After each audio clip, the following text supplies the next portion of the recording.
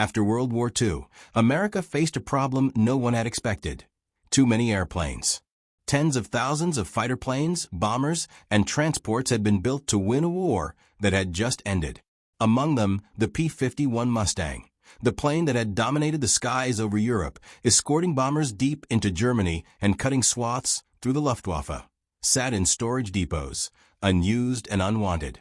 The factories in California had closed, assembly lines fell silent, and the government had more aircraft than it could manage or afford to maintain. The solution was brutal. Across the country, planes were being destroyed in almost unimaginable ways. B-17s and B-24s, once symbols of American air power, were crushed under 18-foot steel plates dropped from cranes. Fuselages were cleaved in half, wings twisted and torn from their frames, and engines smashed beyond recognition. In some places, technicians set mountains of technical manuals on fire, letting decades of knowledge go up in smoke. To anyone watching, it was heartbreaking. A teenager named Ed Maloney witnessed this destruction near Chino, California. He had spent his childhood obsessively drawing airplanes, building detailed wooden models, and devouring every story about flight he could find. While other kids traded baseball cards, he studied propellers and cockpit layouts, fascinated by the idea of machines that could conquer the sky. Now, watching perfectly good Mustangs and bombers reduced to scrap, he felt a mix of awe and horror. Steel plates fell from cranes, splitting airframes as though they were toys. Engines were ripped from their mounts, and sparks flew into the cold California air. He vowed then and there that he would save as many planes as he could. Money was scarce, but determination was not. Ed made trips back and forth, salvaging technical manuals and aircraft parts. Over time, he scraped together enough to purchase his first warbird, a battered fighter waiting to be repaired and restored. Sometimes he would trade one aircraft for another, collecting them one at a time. While most Americans saw surplus planes as nothing more than scrap metal, Maloney saw history, and he was determined to preserve it. The P-51 Mustang, however, was almost too good to survive the post-war cull. During the war, each Mustang had cost the government roughly $51,000. Now in the surplus market, they could be had for as little as $1,500, less than the price of a new car. Some foreign governments were even more opportunistic. Switzerland bought 130 Mustangs from surplus stocks in southern Germany for $4,000 each, flying them until 1958. Meanwhile, other nations acquired them under the Inter-American Treaty of Reciprocal Assistance for a nominal price of just $1 apiece. The military saw no future for these piston-powered fighters. Jets, with their sleek lines and supersonic speeds, were the future. The Mustang, for all its legendary wartime service, was destined for the scrapyard, unless people like Ed Maloney intervened. As the young collector began assembling his fleet, he unknowingly set the stage for a revival that would stretch across decades. His passion for preserving aircraft would become a lifeline for warbuds like the P-51, ensuring that future generations could see, hear, and even fly the machines that had once defined aerial combat. But while Ed was fighting to save these aircraft, the world was moving on. Jet engines roared into the skies, leaving the Merlin-powered Mustangs behind. Yet destiny had other plans.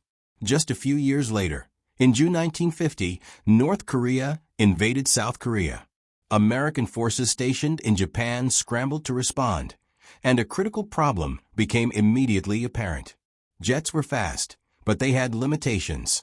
Early models like the Lockheed P-80 Shooting Star burned fuel quickly and required long paved runways, conditions that were impossible at forward bases in Korea. Jets arrived over the battlefield with barely enough fuel to engage for a few minutes before returning to base. In contrast, the Mustang could loiter over the battlefield for hours, operate from rough airstrips, and carry a formidable load of bombs and rockets. Suddenly, the planes that the U.S. military had been so eager to scrap became indispensable. Hundreds of Mustangs were pulled from storage depots and Air National Guard units. Crews worked around the clock to make them airworthy, and by late July 1950, F-51 Mustangs, reclassified from P for pursuit to F for fighter, were flying combat missions over Korea. Young pilots, some with barely 200 hours of flight experience in Mustangs, found themselves attacking tanks, trucks, and supply lines in perilous low-altitude missions.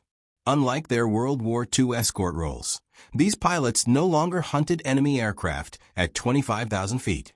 Instead, they engaged in brutal ground attack work, vulnerable to even a single rifle bullet striking the Merlin engine's liquid-cooled radiator. Survival depended on skill, timing, and luck. The irony was stark. The plane that had been almost discarded became the lifeline for ground troops in Korea. The very aircraft that nearly ended up melted for scrap metal was now cutting a path through enemy tanks, supporting soldiers on the ground, and proving that its design, though made for high-altitude combat, was adaptable enough to endure the most dangerous missions. Meanwhile, Ed Maloney's dream of saving aircraft took root. As Mustangs continued to serve in foreign conflicts, he quietly began building a collection that would eventually become the foundation of Planes of Fame, one of the most celebrated warbird museums in the United States. Each plane he rescued carried with it the history of countless pilots, battles, and nations. Every rivet, every engine, every cockpit had a story to tell. A story that would have been lost forever if not for the determination of one teenage boy who refused to watch history die in the flames of a scrapyard. The first part of the Mustang's post-war journey is a story of near destruction and salvation. From scrapyards to the skies of Korea, it became clear that this was not just a fighter plane. It was a symbol of American ingenuity, resilience, and the enduring legacy of aviation itself. The Mustang, once almost forgotten, was about to enter a second life, one that would span continents, decades, and wars that no one could have predicted. The roar of the Merlin engine filled the air, a sound that seemed almost prehistoric compared to the high-pitched scream of jet fighters.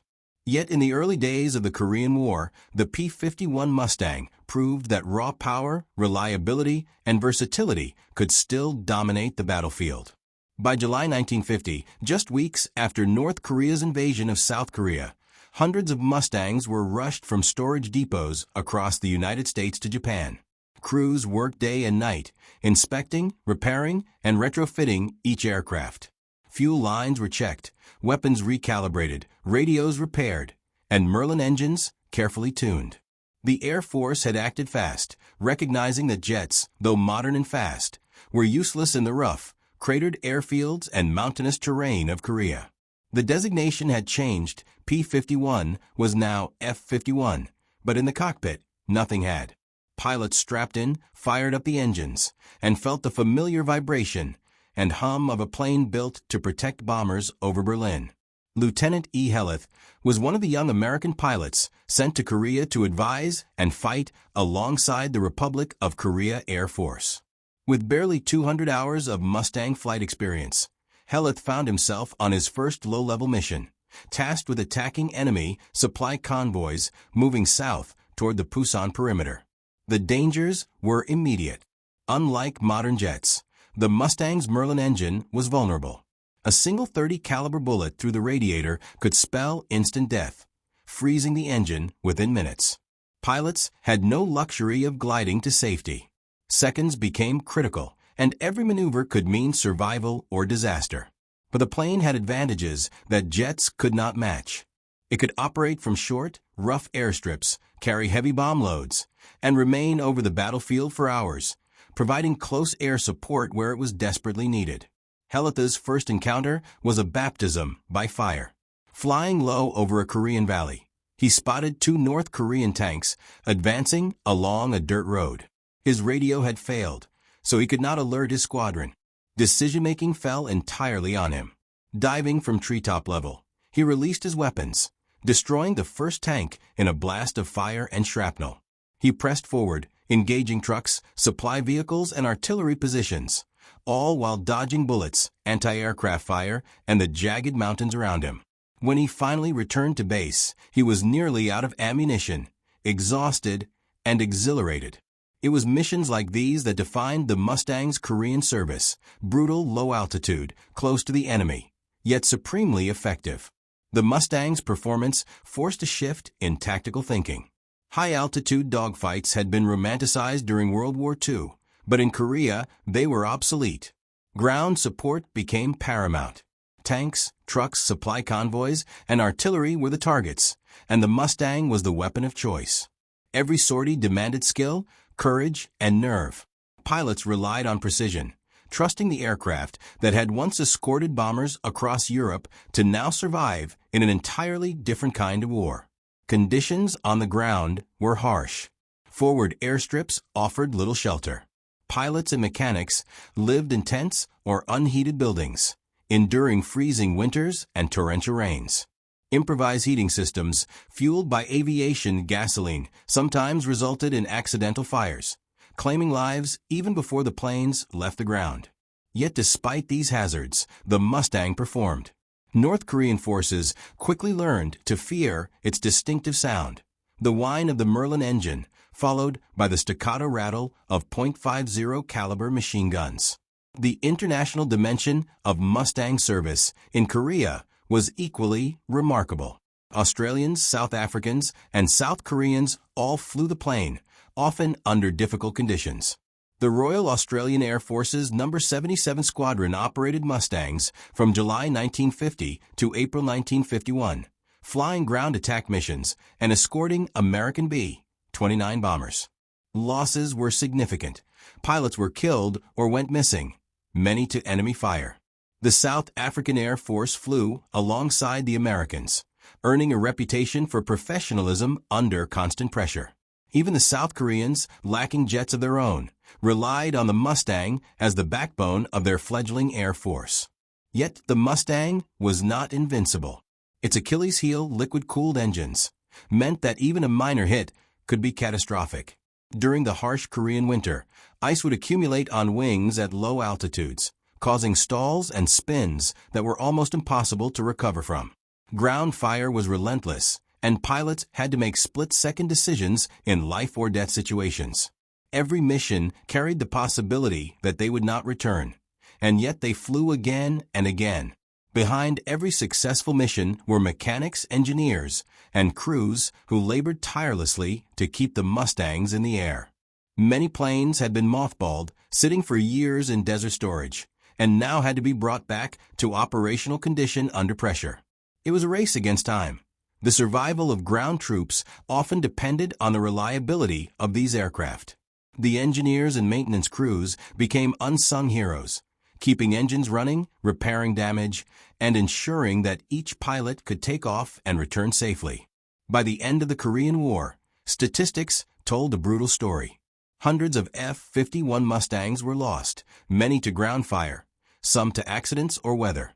Only a small number were shot down by enemy aircraft. Yet the Mustang had proven itself again, adaptable, lethal, and irreplaceable in situations where jets simply could not operate. Its legacy, forged in the skies over Europe, had been rewritten over the rugged mountains and valleys of Korea. The Mustang's journey during this period also marked a transition in aerial warfare. Close air support became as vital as air superiority, and the lessons learned would influence military aviation for decades. The plane that had once escorted bombers across continents now supported infantry, disrupted supply lines, and forced enemy forces to adapt to a weapon they could neither outrun nor ignore. And while the jets were coming, pushing the future forward, the Mustang reminded everyone that a well-designed machine, flown by skilled and courageous pilots, could still shape the outcome of a war. It was a plane born of urgency, honed in the fires of World War II, and now proving that its story was far from over. The battles in Korea would become a new chapter in the Mustang's life, a chapter defined not by dogfights at 25,000 feet, but by survival, ingenuity, and raw determination at treetop level. The Mustang service in Korea was a bridge between two eras, the piston engine and the jet age, old-school bravery and new technology. And while Ed Maloney continued building his collection back in California, these same planes were proving that history was not done with them yet. The P-51 Mustang had been nearly destroyed after World War II, but it had returned to the skies stronger, more versatile, and ready to redefine the rules of war once again. While the Korean peninsula roared with the sound of Merlin engines and ground attack sorties, halfway around the world, Another chapter in the Mustang story was quietly unfolding. In the summer of 1948, the newly declared State of Israel faced an existential crisis. Within hours of declaring independence, Israel found itself under attack by the armies of Egypt, Jordan, Syria, Lebanon, and Iraq. The fledgling nation had almost no air force, just a handful of old trainers and light aircraft that had been hastily converted for combat. Their enemies, by contrast, flew British-supplied Spitfires and Hurricanes, a clear superiority in the air. Without modern fighters, Israel's survival was in question. Enter the Mustang. American volunteers, mechanics, and engineers recognized the urgency. But there was a complication. The United States had imposed an arms embargo on the region. Selling military aircraft to Israel was illegal. The solution was ingenuity and audacity. For P-51 Mustangs were purchased and cleverly disguised as agricultural planes under the guise of a fictitious company called International Combines. Created and shipped to Israel, the planes were assembled in secret at a makeshift airstrip hidden among the orange orchards near Herzliya. Mechanics worked day and night, assembling the aircraft and making them combat-ready, while pilots rehearsed their first sorties under the shadow of impending attack. By September 1948, the Mustangs were in the air, their silver fuselages gleaming under the Mediterranean sun. Almost immediately, they became the backbone of the Israeli Air Force. Their speed, range, and firepower made them superior to any aircraft in the region. They could strike deep into enemy territory, conduct reconnaissance missions across borders, and return safely to base on a single tank of fuel. Within days, Israeli pilots were performing daring low-level attacks, bombing supply convoys, and intercepting enemy aircraft. On November 20, 1948, the Mustang made a dramatic statement.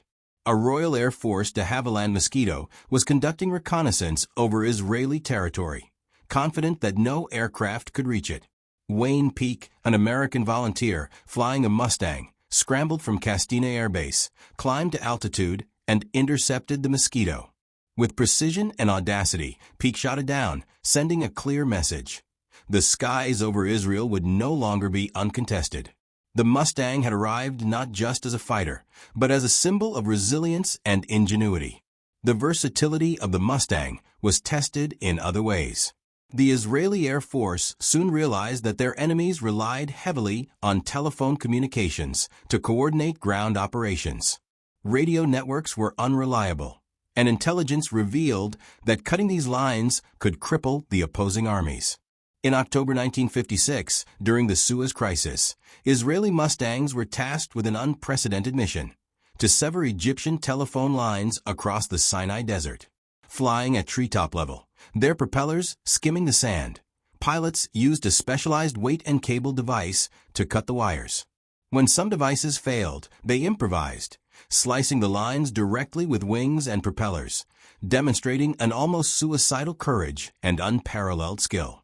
The disruption of communications allowed Israeli paratroopers to advance and achieve their objectives with remarkable efficiency. In addition to direct combat, the Mustangs performed reconnaissance and interception missions that kept enemy aircraft grounded or neutralized. Their long-range capability allowed them to reach Damascus, Cairo, and beyond, completing missions that no other Israeli aircraft could attempt.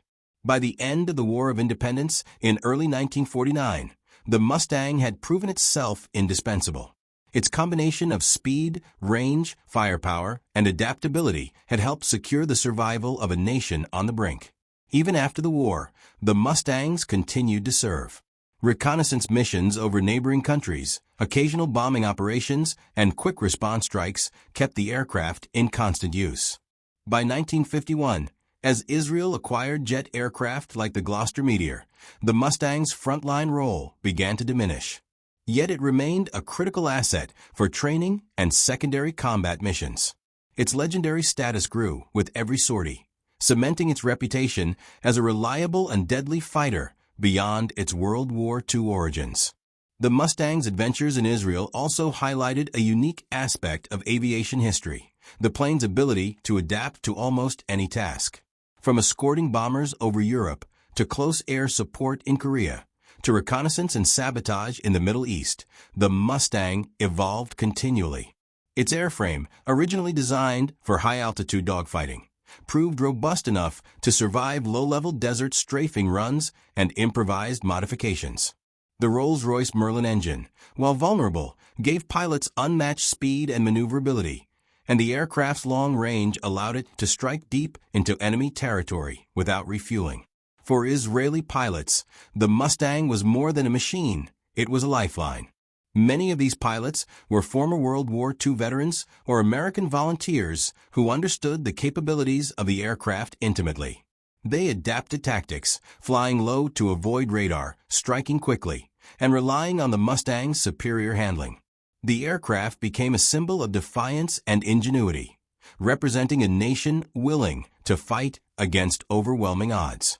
As the 1950s progressed, the Mustang continued to appear in conflicts worldwide, proving once again that a well-designed aircraft could transcend its original purpose.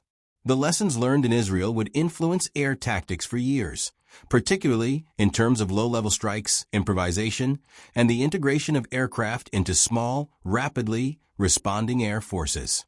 The Mustang had begun as a stopgap fighter, but by this point it had become a strategic tool, capable of shaping battles and determining outcomes far beyond its designer's expectations. Yet the story of the Mustang in Israel was also a human story. Mechanics, engineers, and pilots worked in secrecy, improvising solutions in the face of limited resources and legal constraints. They repaired engines, fabricated parts, and trained new pilots under constant threat of enemy attack. These individuals, often unsung heroes, ensured that the Mustang could perform at its peak. Their work was meticulous, driven by the knowledge that failure meant not just the loss of an aircraft, but the potential collapse of a nation's defense. By the end of the Suez Crisis, the Mustang's combat days in the Middle East were winding down.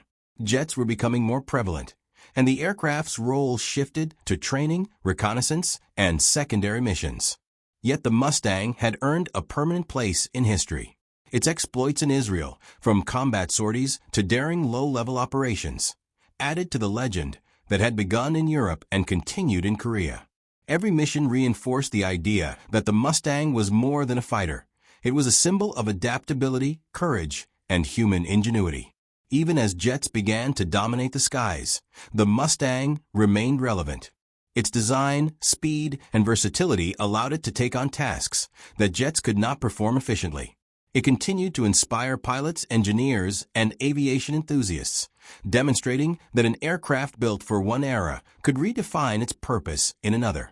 While the P-51 Mustang carved its legend in the skies over Korea and Israel, back in the United States, a different kind of excitement was brewing. The war had ended, yet the roar of Merlin engines could still be heard, not over battlefields, but across airfields and racecourses. Surplus Mustangs, once indispensable war machines, were now available at astonishingly low prices. A fighter that had cost the government over $50,000 during World War II could be purchased for less than a family car. For a new generation of pilots, this was an irresistible opportunity. Air racing, once a pre-war spectacle for daredevils and stunt pilots, now had a new hero. The Mustang was fast, reliable, and adaptable, perfect for pylon races and cross-country competitions. Pilots stripped down the aircraft, removing armor and weapons, smoothing rivets, and modifying engines to extract every ounce of power. Some even relocated radiators and altered wing shapes to reduce drag. The result was a breathtaking display of speed and skill. Mustangs streaking across the Nevada desert at over 450 miles per hour, pulling forces their original designers had never imagined. Names like Straga, Voodoo, and Red became legends, etched into aviation history. Jackie Cochran, Paul Mantz, and other elite racers pushed these machines to their limits, competing in events like the Bendix Trophy and the Thompson Trophy races. Spectators marveled at aircraft that had once escorted bombers over Europe, now whistling across desert skies in controlled chaos. These competitions were not without danger. Pilots risked their lives every turn, contending with high G-forces, engine failures, and the constant threat of crashing at speeds faster than any Mustang had flown in wartime. Yet the races kept the spirit of the Mustang alive in America, bridging the gap between war and peacetime thrill. While the Mustang raced across the U.S., it was also finding a new purpose across the globe. Southeast Asia became one of its next stages. The Philippines, rebuilding after Japanese occupation, acquired over 100 Mustangs. These aircraft became the backbone of the post-war Philippine Army Air Corps, later forming the core of the Philippine Air Force. Pilots flew the Mustangs against communist insurgents and Moro rebels, performing close air support, reconnaissance, and counterinsurgency operations. For many Filipino pilots, the Mustang represented both modernity and continuity, a bridge from World War II technology to post-war defense needs.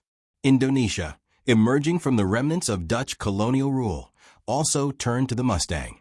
Initially receiving aircraft from the Netherlands East Indies Air Force and later acquiring more from the United States, Indonesia used these fighters in a series of internal conflicts and rebellions throughout the 1950s.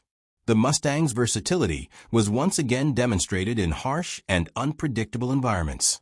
On May 18, 1958, an Indonesian P-51D achieved the only confirmed aerial victory in the nation's history, shooting down a B-26 Invader flown by an American CIA pilot supporting local rebels.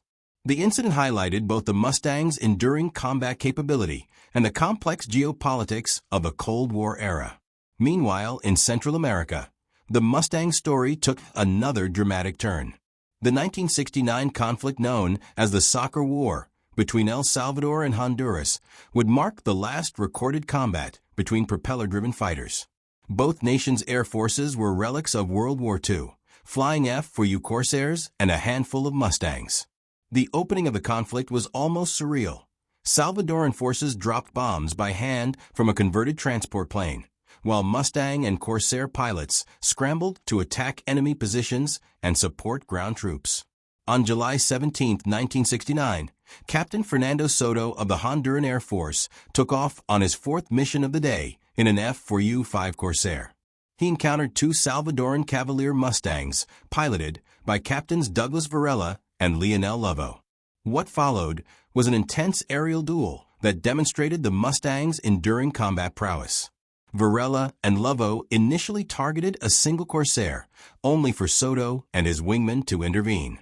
In a matter of minutes, Soto downed both Mustangs and then engaged two more Corsairs, securing 3 confirmed kills in a single sortie. These aerial engagements were brutal, precise, and historically significant, the last kills ever recorded in combat between piston-engine fighters. Even as jets dominated global air forces, the Mustang proved that propeller-driven aircraft still had a role in modern conflicts. Its long range, reliability, and firepower allowed smaller nations to defend their territories effectively. The Mustang's combat life in Central America highlighted a recurring theme. While the world had moved on to supersonic jets and guided missiles, the aircraft's adaptability, simplicity, and sheer effectiveness made it indispensable in regions where advanced technology was scarce or impractical. As conflicts wound down, the Mustang transitioned again, this time into preservation and restoration.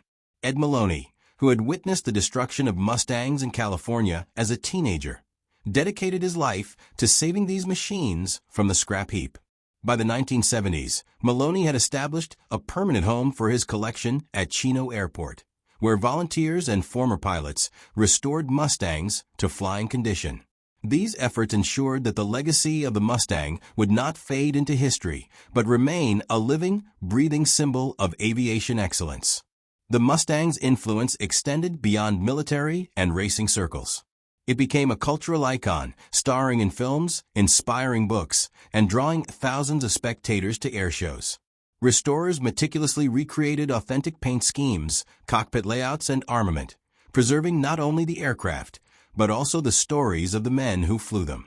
Every restored Mustang was a tribute to the pilots, engineers, and volunteers who had kept the legend alive. Even in retirement, the Mustang continued to set records. In 2013, a P-51D named Rebel achieved a world altitude record for piston-engine aircraft, climbing to 42,568 feet over Lake Okeechobee in Florida. Nearly 70 years old, the aircraft performed flawlessly, a testament to the original design's ingenuity and the dedication of modern restorers. Other Mustangs, like Sierra Sioux II, underwent painstaking restorations, preserving every original component while returning the aircraft to flying condition. These planes flew once more at air shows, raced at Reno, and reminded the world that the Mustang was more than a fighter. It was a living piece of history. By the mid-1970s, most air forces had retired the Mustang from frontline service, but the aircraft's influence persisted. Its design, range, and adaptability inspired new generations of pilots, engineers, and enthusiasts. Across continents, Mustangs had fought wars, performed reconnaissance, supported insurgencies, and thrilled spectators in races. From the deserts of the Middle East to the jungles of Central America, the P-51 Mustang had proven itself adaptable beyond imagination. In many ways, the Mustang story in the 1950s and 1960s mirrored the evolution of aviation itself. It began as a specialized war machine designed for a single purpose, but proved capable of adapting to every role thrown at it. Whether racing across the Nevada desert, flying counterinsurgency missions in Southeast Asia, or engaging in the last propeller versus propeller combat in Central America. By the 1970s and 1980s, the Mustang had long retired from frontline combat, yet its engines still roared across the skies, captivating the imagination of a new generation. The aircraft that had dominated dogfights over Europe, strafed tanks in Korea, and even cut telephone wires over the Sinai Desert had now become a living museum, a flying relic preserved by enthusiasts, veterans, and collectors.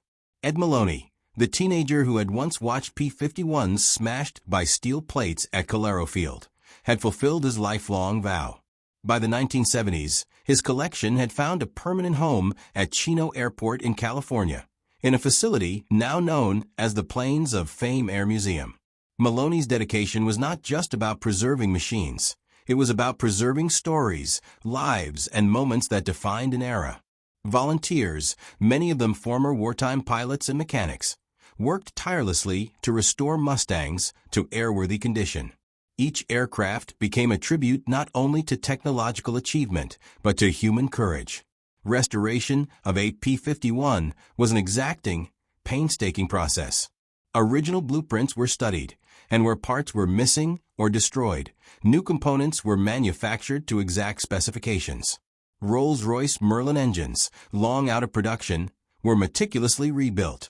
Cockpits were restored to their wartime configurations, with armor plating and decommissioned machine guns, yet occasionally outfitted with modern avionics to allow safe operation in contemporary skies. The goal was authenticity, not just a machine that looked the part, but one that could fly as its pilots had flown it decades earlier. The Mustang had also become a star on the air racing circuit. In Reno, Nevada, the Unlimited class drew enthusiasts from around the globe. Pilots, too young to have experienced the war, discovered the thrill of racing aircraft that had once escorted bombers over Berlin or strafed tanks in Korea. Modified Mustangs, with engines producing over 3,000 horsepower, pushed the boundaries of speed and maneuverability far beyond wartime specifications. They were legends reborn, aircraft with histories that spanned continents, decades, and conflicts. Historic Mustangs, like Sierra Sioux II, underwent restorations that honored their wartime heritage. Sierra Sioux II had served in the European theater with the 4002nd Fighter Squadron in 1944-45, then passed through Sweden, Nicaragua, and private hands in America before being restored. Every rivet, every paint marking, every component was checked against historical records to ensure authenticity. In 2015, the aircraft earned the Reserve Grand Champion World War II Award and the Golden Wrench Award at Oshkosh, Wisconsin, a testament to the dedication of restorers preserving aviation history. Beyond the United States, the Mustang remained a symbol of resilience and adaptability. Countries that had flown them in combat, the Dominican Republic, Sweden, Taiwan, Indonesia, Israel, and the Philippines, continued to maintain and celebrate these aircraft long after they left frontline service. For many, The Mustang was more than a plane. It was a piece of national pride, a reminder of conflict survived, and a symbol of ingenuity and determination. Even individual feats of endurance and skill kept the Mustang's legend alive. In 2013, Doug Matthews flew a P-51D named Rebel to a world altitude record for a piston-engine aircraft, reaching 42,568 feet over Lake Okeechobee in Florida. The aircraft, nearly 70 years old, performed flawlessly, a testament not only to its original design, but to decades of meticulous maintenance and restoration. Moments like these reminded the world that the P-51 was not a relic frozen in time. It was a living machine, capable of astonishing feats even decades after its conception. The cultural significance of the Mustang extended far beyond airshows and records. It became an icon in film, literature, and media. Movies depicted it in combat scenarios, thrillers, and even historical reenactments. Collectors and enthusiasts often recreated entire squadrons, painting them in the distinctive markings of famous units. The red-nosed Mustangs of the 4th Fighter Group, the checker tails of the Tuskegee Airmen, or the blue stripes of the 357th. Each aircraft carried a story, a living memory of pilots who had risked everything in combat. Air museums became sanctuaries for these warbuds, showcasing them to the public not just as machines, but as history lessons. Visitors could walk through cockpits, examine the Merlin engines, and read personal accounts of the pilots who flew these machines into danger. The stories of bravery, ingenuity, and sacrifice were inseparable from the aircraft themselves. Children and adults alike were inspired, connecting across generations through the roar of a propeller and the gleam of polished aluminum. Perhaps the most remarkable aspect of the P-51 Mustang is its longevity. Designed in a mere 102 days to meet an urgent British request in 1940, it was initially intended as a stopgap fighter. Yet, through modifications, innovations, and the sheer durability of its design, it outlasted its creators, pilots, and even entire nations' air forces. From World War II to the Korean War, Israel's War of Independence, counterinsurgency missions in the Philippines and Indonesia, the Soccer War in Central America, and countless air races in the United States, the Mustang consistently proved adaptable, reliable, and formidable. Modern restorers and collectors continue to honor this legacy. There are over 160 airworthy Mustangs worldwide, with more than 200 registered in the United States alone. These aircraft appear in air shows from Oshkosh, Wisconsin to Wanaka, New Zealand. They race at Reno, star in films, and are admired in private collections. Some are flown by professional stunt pilots, others by enthusiasts who cherish every second spent in the cockpit. Every engine start, every takeoff, and every pass over the crowd carries a piece of history, a reminder of the pilots who once risked their lives at high altitudes and low-level strafing runs. The Mustang story is also a story of human perseverance. Without people like Ed Maloney, countless aircraft would have been lost forever. His vision inspired a global warbird restoration movement. Collectors, mechanics, pilots, and historians followed, forming a network dedicated to preserving aviation history. Through dedication, ingenuity, and passion, these aircraft were saved from scrap heaps, storage depots, and neglect. They were given new life, soaring once more, and proving that even machines could achieve immortality when humans refuse to let them fade. Today, the sound of a P-51 Mustang's Merlin engine, its howl of 12 cylinders at full power, is unmistakable. It fills the sky at air shows, over race courses, and in private flights, echoing the courage, innovation, and spirit of an era long past, but never forgotten. The Mustang has become more than a fighter, more than a warbird. It is a symbol of resilience, adaptability, and the enduring power of human passion. From the skies over Europe in 1944 to air races in Nevada, the deserts of Israel, jungles of Korea, and conflicts in Central America, the P-51 Mustang has transcended its original purpose. It has inspired generations, survived decades of change, and remained a living, breathing icon of aviation history. Its story reminds us that some machines are more than metal and fuel. They are vessels of history, courage, and imagination. The P-51 Mustang refuses to die.